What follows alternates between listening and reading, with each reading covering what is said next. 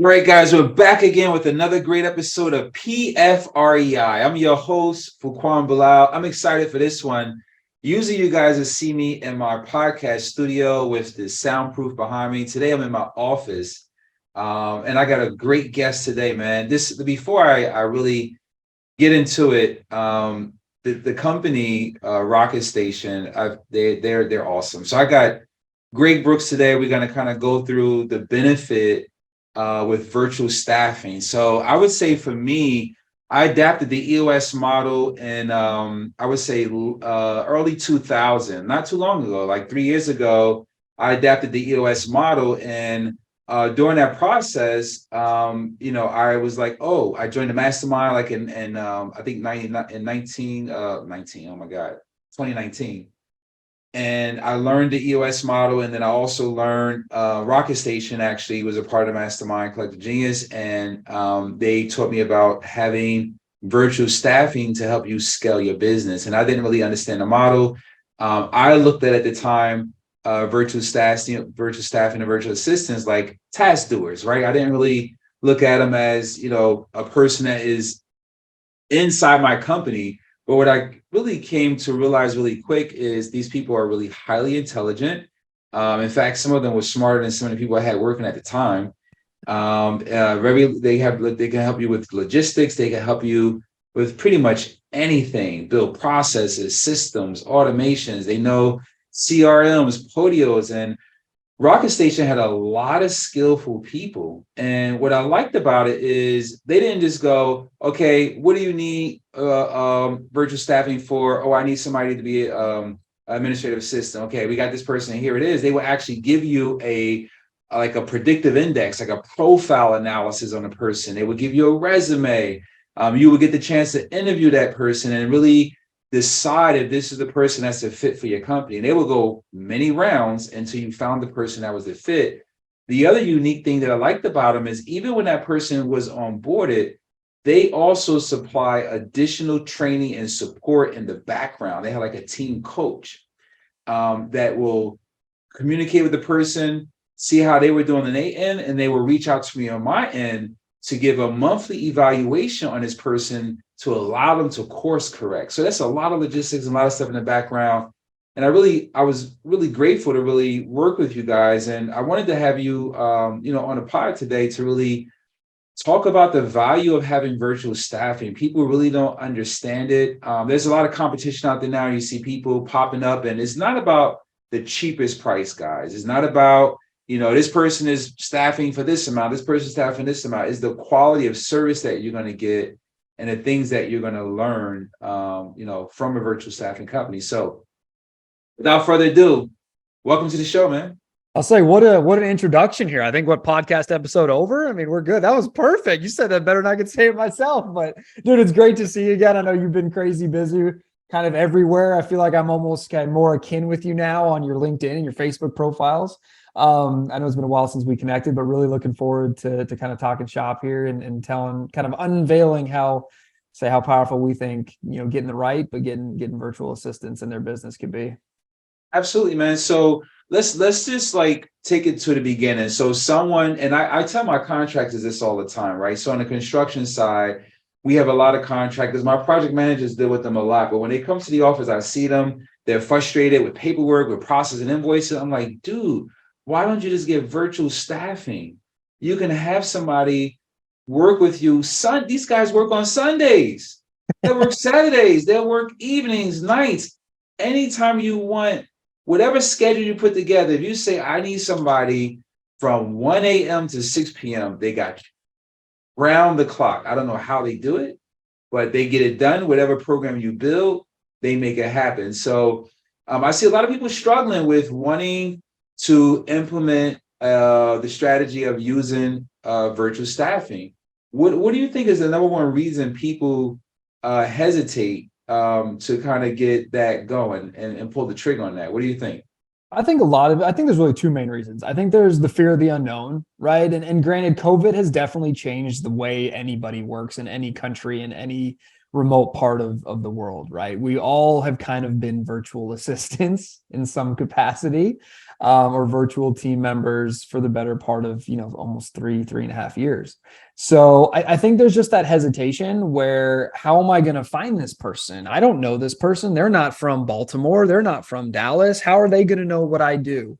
I think it's a little bit of that kind of, for a lot of real estate investors, they're very entrepreneurial. They'll try it before they necessarily research it. But for some other people, there's just that fear where there's a lot of pride because it's your name on the door, and there is the unknown of like, how do I find somebody in another country? How do I train them? How do I hold them accountable? How do I know they're working for me? How do I know they're not sleeping, right? There's all those kind of how that you're just like, you know what? I'm not going to risk it. I'll just keep doing it myself, or I'll have my team that's here, that's already overworked, do it for me.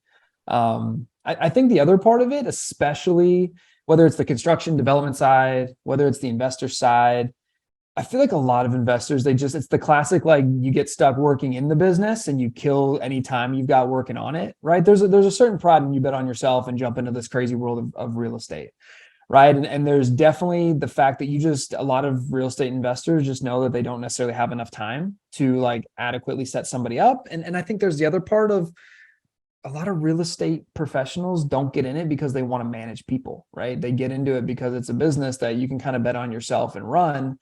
And the thought of having to get on a Zoom call or get on a Skype, figure out how you're going to talk to someone halfway around the world, but B, like, really thoroughly train them when they can't get in the truck and ride to a job site with you, or come see a project that you're underwriting, that you're doing your due diligence on. Like, there's that kind of, well, that's going to take way too much effort to figure out, so I'm just going to keep slugging away here, doing it myself. So it's for us, and I'm sure we'll get into this, it comes down to the process and the system that you set up and you put in place to ensure there's that transfer of knowledge. Not only does it help your VA jump in and do what you need him to do clearly, but I think also the bigger thing, feedback we get from a lot of our customers, it's like, it's good for the entrepreneur, right? When you can like create a process and a system and a structure and be able to hand that off in a very structured way, there's like that breath of fresh air and that confidence that, the work's going to be done the right way at the standard that you want by this individual, without you having to, hold their hand or sit on a Zoom call for 8 hours every day, making sure they're doing it the right way. Yeah, that's awesome. And I think that was a challenge that I had in the beginning. A lot of stuff you was just talking about resonated with me because I had to put together the processes. I had to train. And for me, that was the hardest part, but it was the best part, right? Because it forced me to build processes. I remember getting on calls with you guys, and the calls would be recorded, and they would ask me questions. Okay, what's the first part of this process? Okay, what's next? And we would just talk it out when we were recorded. And then there would be a lucid chart process map of what the person in that position would be doing. And I was like, holy moly. And then I can actually take that and put it into a CRM and build automation around that as well. So there was a lot of value by connecting with you guys and doing that. But you're right. I think that people don't want to take the time to stop what they're doing, build it out, to make the person they're going to transfer that responsibility off successful. But how are you going to do it if you don't take the time to do that, right? Slow is smooth and smooth is fast. You got to really take the time to stop, get organized, and do that. And we're, as entrepreneurs, we're so much on the go, and we think if we take that time to put it together, everything else is going to fall apart. We're going to be behind. I would definitely say, and I can speak to instruction, dude. I was able to do 19 flips in 17 months with 2 virtual staffing people, right? Me and 2 people. I remember one of them was Cecilia Jose, and another person that was working with her. And it took me probably about 60 days to 90 days to really train them on the process.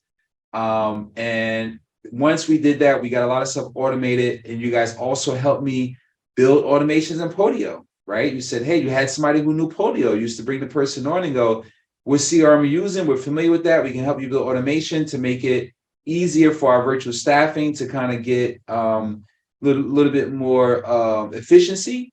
And that worked well. After 90 days, it was off to the races. They were calling contractors. They was ordering supplies, materials, getting stuff delivered. They was following up with contractors. It was beautiful. Yeah. Now, that was then. Now we have a bunch of project managers that we still utilize the services of the virtual people also, but we have in-house project managers who's doing all of the craziness I was doing. But I saw how it worked for me, and it was almost like a backbone and support.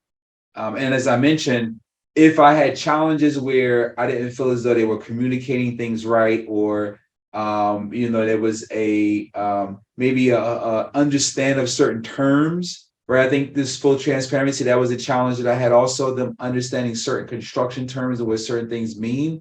So they had to do a lot of training. I had to send a lot of videos on construction, and it was just training, training, training. After 6 months, it was off to the races, right? Then that person who I trained was able to train the next person.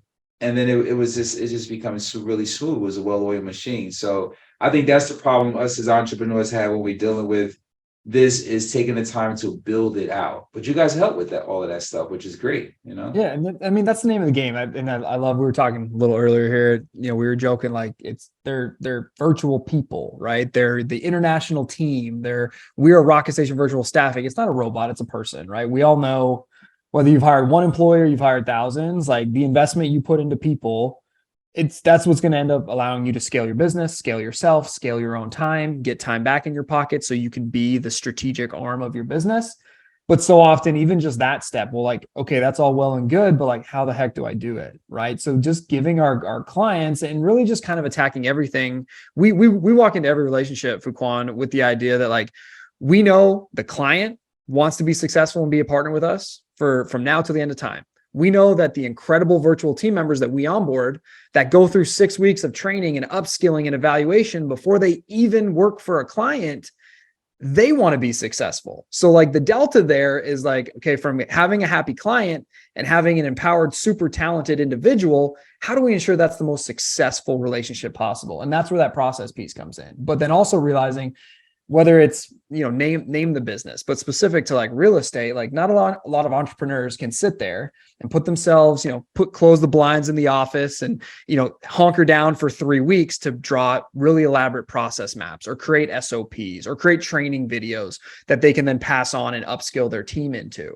Well, so that's where we invest really heavily, just because, well, first we come from that world, right? Our founder, Rob, like that was his crutch when he was a real estate investor here in Dallas. It was like, he was great at going and, being a fireman and putting out fires and getting to the next deal, but scaling himself so that he wasn't working 95, 100 hours a week was just not something he even knew how the heck to do. So like really just diving into that problem where it's like, we have great people that are super talented, that whether it's sales, whether it's data management, whether it's CRM management, Podio build outs, whatever, tons of skill sets, right? It doesn't matter where you are in the world. There's incredible people everywhere, but then matching that with the expectations of the client so that we can efficiently uptrain someone so they understand construction terms, so they understand how you do your vendor management and your billing process, all the way down to like, what are the GL codes that you want? Like all of that needs to be documented so that we can hand it off, so we can uptrain someone else, so that it doesn't have to all come from you, Mr. Business or Mrs. Business Owner. But then also that person can be empowered when your company doubles in size and now you need 3 more of those people to use those processes and use their knowledge to upskill them, so you can really start to build, you mentioned EOS earlier, but really build that system-driven company that is a blend of international team members, local team members, yourself, and really be able to run an efficient business. And like, let's be honest, a profitable business as well, right? Especially with how crazy labor is. We all want to make money. We're not coming to work just to punch the clock every day. So it creates that really good balance where you have a very high performing machine and you're able to really strategize and put your time where it's best used.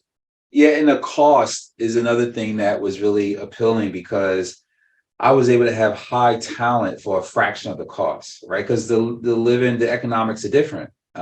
You guys have staff members from the Philippines, where US is more expensive to have somebody, whether if it's virtual here in the US is way more expensive than virtual in the Philippines. So that was another great plus, because as an owner, you always want to make sure that your payroll is not higher than a certain percentage of everything else that's happening. So that definitely helped me keep costs down and still have quality work at the same time. You don't want to just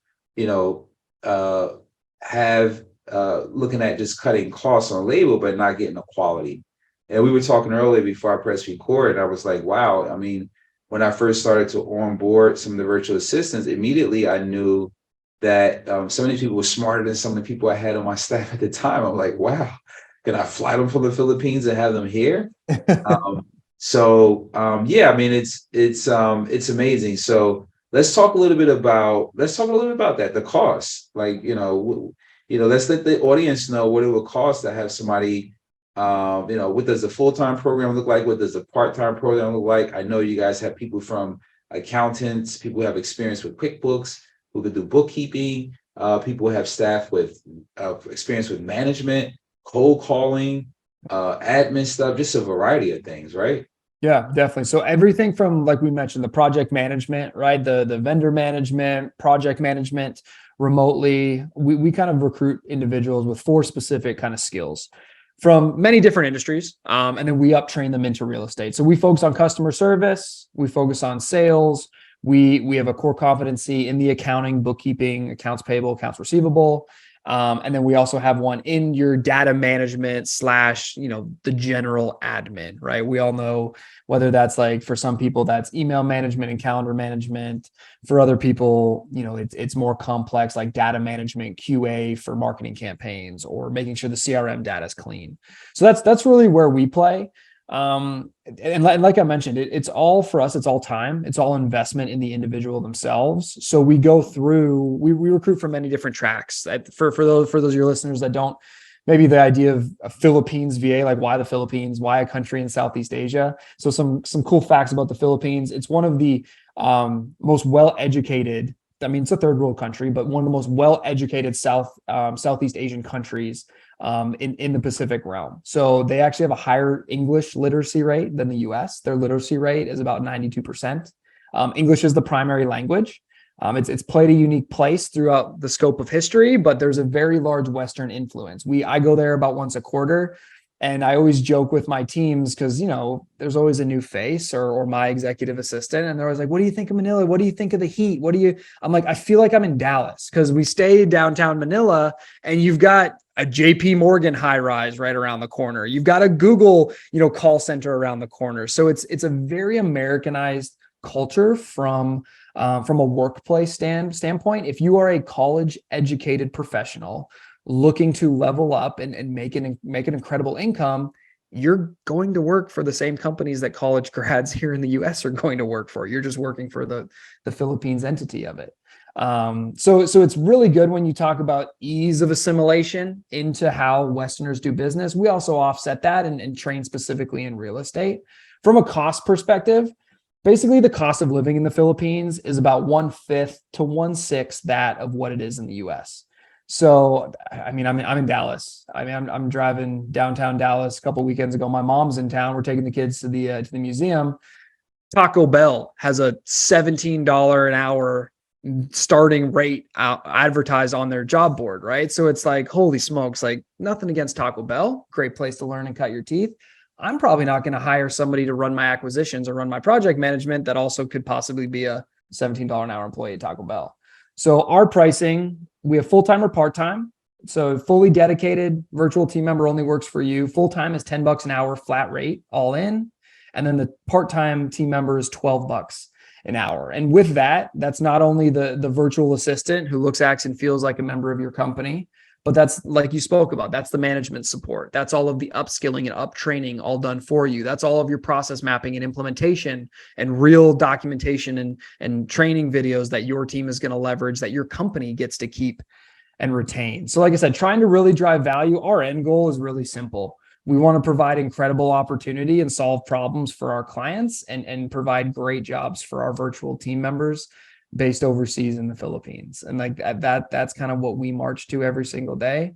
And for anybody, whether you're just starting out, whether you've got an established business and you're starting to feel that grind of like, I need more people, but I can't afford to hire, or if you're moving into a new vertical, we feel like for a lot of what business is, a lot of it is, the task-based operational stuff, like your example on the construction side. You've got, construction vendors who they're great at what? Swinging hammers, installing plumbing, installing electrical. and they're who's doing their bookkeeping, who's making sure they're coming to you, making sure they get paid so they can pay the staff at the end of the week, right? Absolutely. There's a lot of that back office operational stuff that, you can develop really steadfast processes and hire just incredible, super talented, but super affordable virtual team members to just run that all day, every day to level up your business across the board. Yeah, man. I really appreciate you coming on and adding value. I wish more people would watch this would take action, because it makes things so much easier for you. Like you said, it's at a fraction of the cost that you would normally pay someone. And here's another thing, and I don't know if this is going to sound bad, but what I like about the virtual assistant thing is that it's different when you have an in-house team member, right? And if things slow down for you and you have to make a move where you have to cut costs and lay people off, it's harder to do it if you have it in-house, because you built that relationship with them, culture, that bond. You spend so many hours, I mean, they're almost family, so it's kind of difficult.